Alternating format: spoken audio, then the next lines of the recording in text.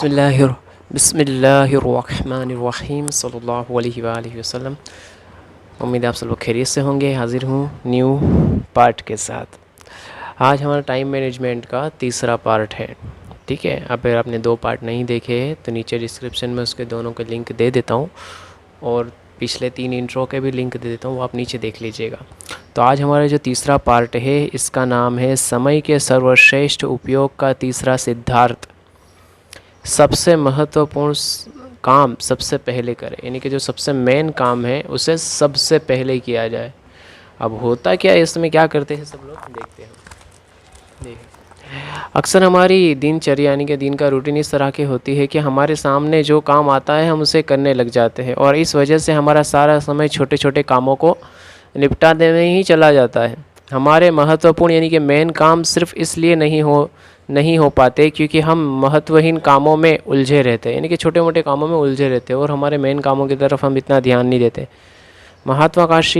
महत्वाकांक्षी व्यक्ति को इसके बारे में सतर्क रहना चाहिए, यानी कि एक समझदार व्यक्ति को इसके बारे में सतर्क रहना चाहिए क्योंकि सफलता पाने के लिए ये आवश्यक है कि महत्वपूर्ण काम पहले किए जाए, यानी कि जो मेन काम है उसे पहले किए जाए। हमेशा याद रखें कि सफलता महत्वहीन नहीं बल्कि महत्वपूर्ण कामों से मिलती है। ठीक है, यानी कि जो मेन काम है उसे पूरा करने से मिलते हैं। इसलिए अपनी प्राथमिकताएं स्पष्ट रखें और अपना समय महत्वहीन कामों में न गवाएं, यानी कि छोटे छोटे फालतू कामों में न गवाएं। जो सबसे मेन काम है आपके दिन का उसे सबसे पहले करने की कोशिश करें। इसलिए समय के सर्वश्रेष्ठ उपयोग का तीसरा सिद्धांत यानी कि तीसरा पार्ट है कि सबसे महत्वपूर्ण काम सबसे पहले करें। समय के संबंध में अपनी प्राथमिकताएं तय करने का एक उदाहरण देखें कि एक मशहूर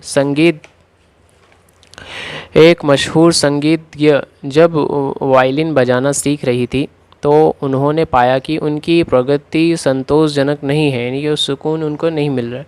कारण खोजने पर उन्हें पता चला कि संगीत का अभ्यास करने से पहले घर साफ करने, सामान व्यवस्थित करने, खाने पकाने आदि कार्यों में उनका बहुत सारा समय लग जाता है।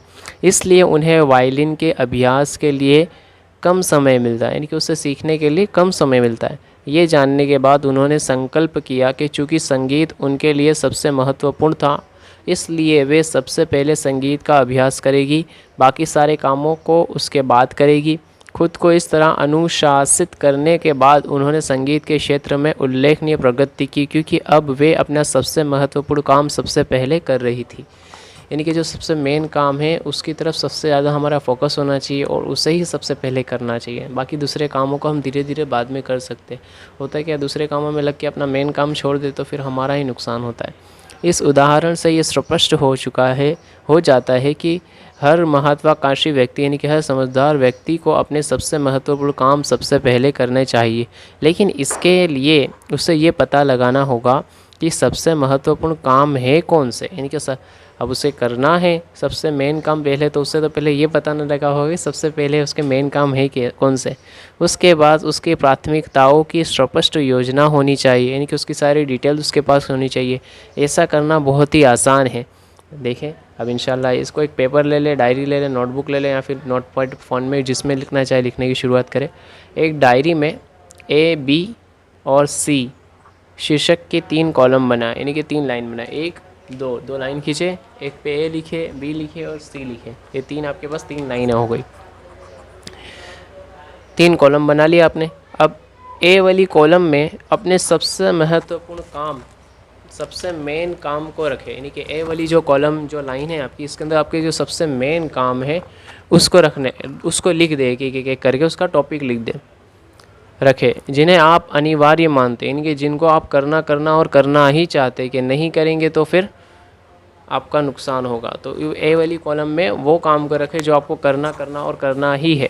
ठीक है, जिन्हें आप अनिवार्य मानते हैं। बी वाली कॉलम में ऐसे काम रखें जो अनिवार्य तो नहीं परंतु महत्वपूर्ण है, यानी कि बी वाली कॉलम के अंदर वो काम रखें कि जिसको करना बोलते हैं ना कि बहुत ज़रूरी तो नहीं लेकिन है मेन काम, उसको आज नहीं तो कल कभी ना कभी तो करना होगा, उसको रखें। सी कॉलम में ऐसे सामान्य काम रखें जो ना तो अनिवार्य है ना ही महत्वपूर्ण है। दूसरे जो भी काम है वो सी वाली कॉलम में डाल दे। दिनांक, उस पर दिनांक तारीख वगैरह भी साथ में लिख लिए। अनिवार्य काम, बी महत्वपूर्ण काम और सी सामान्य कार्य। ये छोटा सा यहाँ पे ये जो ऐसा डिज़ाइन बना के दिया हुआ है, ये मैं आपको स्क्रीनशॉट ये आप स्क्रीन पे देख रहे होंगे, आपको दिख रहा होगा। तो इस टाइप के आप बना सकते हैं। दिन में सबसे पहले ए कॉलम के पहले काम यानी ए काम शुरू करें जो सबसे अनिवार्य काम होंगे, यानी कि पहले आपकी शुरुआत दिन की ए वाले कामों से होना चाहिए जो सबसे मेन काम है, जो सबसे अनिवार्य काम होंगे, और उसे पूरा करने के बाद आप इसी कॉलम के दूसरे काम करने में जुट जाए और इस तरह ए कॉलम के सारे काम निपटा लें। ए कॉलम के बाद बी वाली कॉलम के काम शुरू करें और इसके बाद समय बचने पर ही सी वाली कॉलम के कामों को ले और उसे करें। महत्व के कर्म में अपनी प्राथमिकताओं की कार्य सूची बनाना बहुत महत्वपूर्ण होता है। हमें रॉबर्ट जे मैकेन की ये बात हमेशा याद रखना चाहिए कि अधिकांश बड़े लक्ष्य हासिल न हो पाने का कारण ये है कि हम छोटी चीज़ों को पहले करने में अपना समय बर्बाद कर देते हैं। यानी कि ये एक थे कोई है, हमें ये कहते हैं कि अधिकांश बड़े लक्ष्य यानी कि ज़्यादातर बड़े लक्ष्य, बड़े बोलते हैं ना, बड़ी सक्सेस, बड़े अचीव जो आप कह सकें, यानी कि एक बड़ी चीज़ उसे इसलिए हासिल नहीं हो पाती है क्योंकि वो छोटे और फालतू कामों में अपना वक्त बर्बाद कर देता है। तो ये आज का हमारा तीसरा पार्ट था।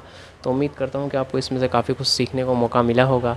और ये तीसरा पार्ट, इसमें बहुत ही प्यारी चीज़ है हमें, और ये हमें बोलते हैं ना कि हर तरीके से ये चीज़ हमें अपने शेड्यूल के अंदर रखना ही चाहिए कि आप ABCD जो मेन काम, फिर उसके अंदर फिर दूसरी जो मैंने आपको बताया, तभी वापस बोलूँगा तो डबल हो जाएगा।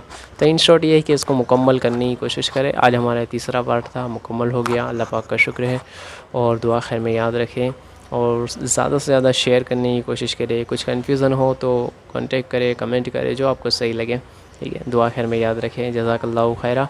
अस्सलामु अलैकुम व रहमतुल्लाहि व बरकातुहू। अल्लाह हाफिज़।